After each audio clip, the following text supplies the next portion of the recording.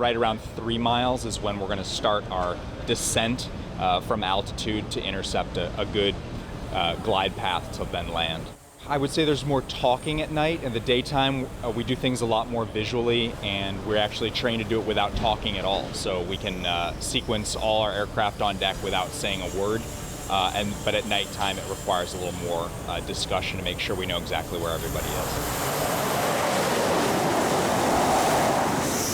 It's nearly midnight, and on the deck of the George HW Bush, the jets return. This giant warship is home to 4 fighter squadrons. For the aircrew comes not just the danger of combat over Iraq and Syria, but also the extreme risks of flying from a carrier. The beginning and the end are definitely the most intense. I would say the takeoff is intense in a fun way. It's something most pilots enjoy.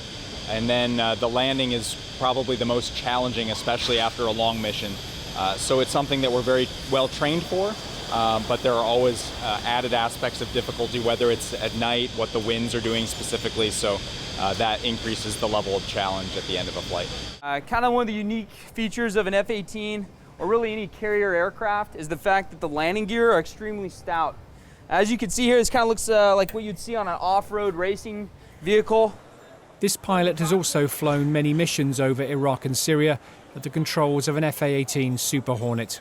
I think kind of one of the cool things, if you look at, is just the pure size of this aircraft. It's obviously, when you're sitting in it and you're flying it, you kind of feel like you're on the front of a rocket ship, which is kind of cool. You're strapped into an ejection seat, and then you got about 50, 60 feet of aircraft behind you with those engines. Obviously, a lot of your focus is forward, but every now and then you look in your mirrors and you realize it's a lot.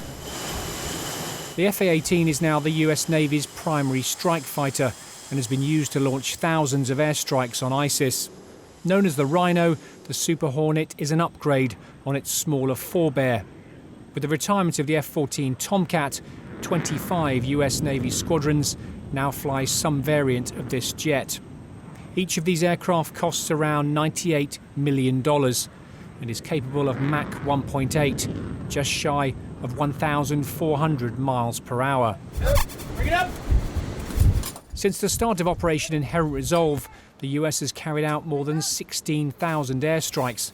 Last December, Pentagon officials claimed 50,000 ISIS fighters had been killed. This is very much the business end of the coalition's war on the so-called Islamic State. These ordnance handlers in red are loading weapons, including these 500-pound JDAM bombs, onto these F-18 jets, ready for airstrikes on ISIS. This is the most technologically advanced air war ever conducted. But when the battlefield is a city like Mosul, the stakes are raised. The risk to civilian life, a key concern for commanders. So anytime you move from a rural environment where the collateral damage is not as difficult to solve, and you move into an urban environment where you have to deliver weapons knowing what collateral damage you potentially are going to cause, how to fuse that weapon to reduce the collateral damage, how to make sure that you've had an unblinking eye over top of that target so that you can see the pattern of life and differentiate between who the enemy forces are and who the civilian forces are. It becomes very difficult. The pace, the strikes remain the same. It's still a weapon coming off of the aircraft. The difference is it's now the speed of which you do it. Now you spend a lot more time determining that the target that you're going after is truly an enemy combatant. The Bush is built from 700,000 separate pieces of metal, and in the ship's engineering workshop, they can make almost any spare part they need. Down in the machine shop, the MRs, we turn and burn.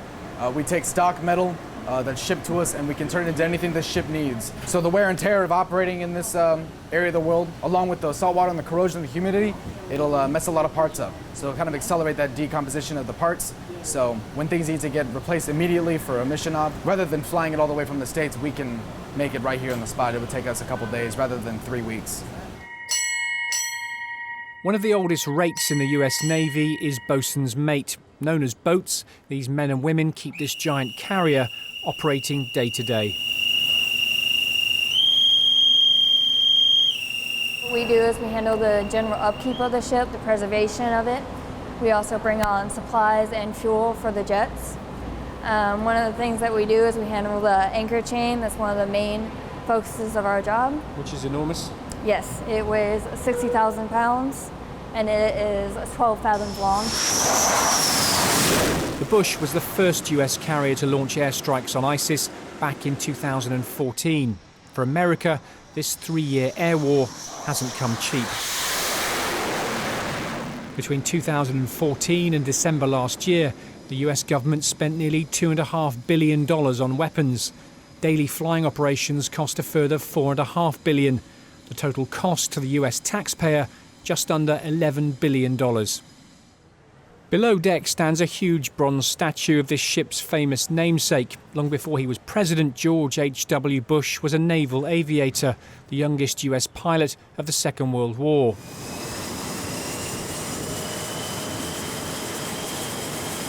Today, the carrier that proudly bears his name is at the forefront of another battle, operating day and night, 7 days a week, at the head of an air campaign it's hoped will hasten the end of ISIS. Simon Newton, Forces News in the Arabian Gulf.